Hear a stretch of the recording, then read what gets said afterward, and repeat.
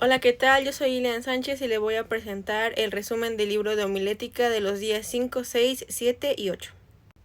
En el capítulo 5 el autor nos propone una serie de preguntas que debemos responder para cuando el tema es difícil de desarrollar, entre las que destacan cuestionarnos sobre la escritura general del texto bíblico, preguntarnos por los personajes de la cita bíblica, preguntarnos también sobre las frases dichas en el texto, y propone preguntarnos respecto a nosotros mismos relacionando nuestra vida con la cita elegida, sin olvidar que también debemos preguntarnos cuáles son las necesidades de los oyentes.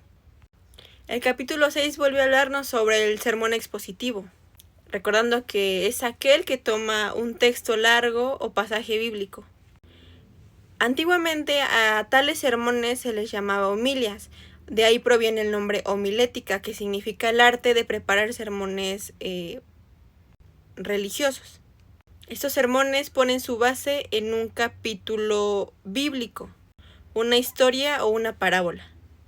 También puede ser una serie de versículos que desarrollen un pensamiento especial y específico.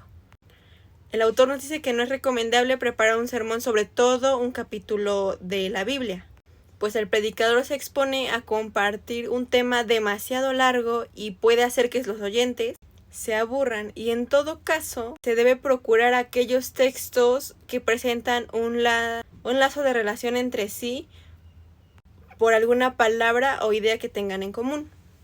Por otro lado, el capítulo 7 nos habla sobre los sermones narrativos, los cuales suelen basarse en historias o parábolas.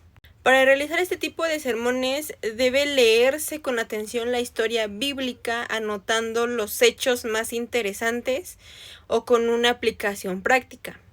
Lo primero es que deben formularse preguntas relacionadas al hecho, tratando de aplicar el pasaje al corazón de los oyentes pensando en lo que necesitan como congregantes.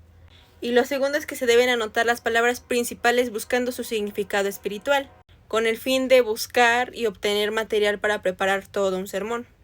Pero antes de realizar este sermón, se procura referir la historia a un lenguaje vivo y dramático, y al aplicar la historia deben puntualizarse los detalles sobre los cuales se quiere basar los significados espirituales.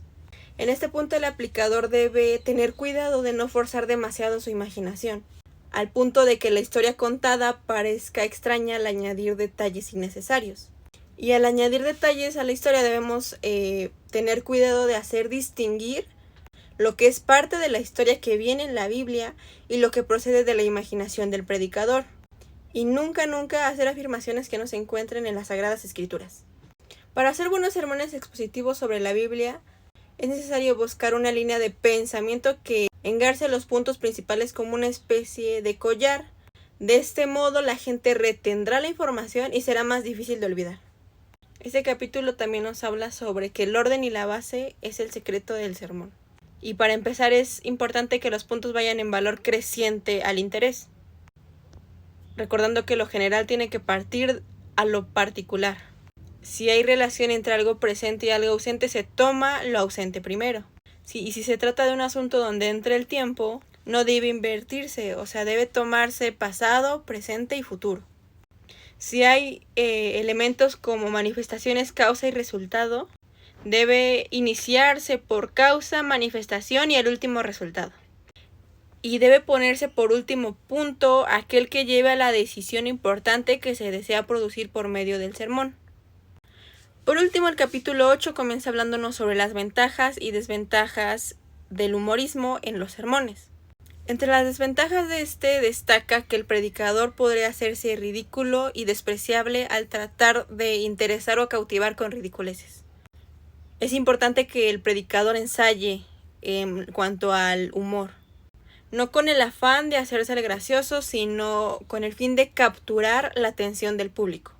Algunos métodos que nos propone para introducir al sermón son una referencia a un hecho actual, explicando el origen del propio sermón, siendo contado como experiencia y no jactándose de una profecía, explicando una ponderación o verdad de la doctrina que se quiere exponer, o puede ser también con una introducción sacada de contexto, como circunstancia de la vida de la persona a las que rodea, o una ponderación del propio texto, poniéndonos también algunos límites en la introducción, como que esta no debe ser extremadamente larga, pues solo debe preparar la atención para el público, recordando en todo momento que solo debe despertar el interés y no afanarse ni hacer que los oyentes se aburran.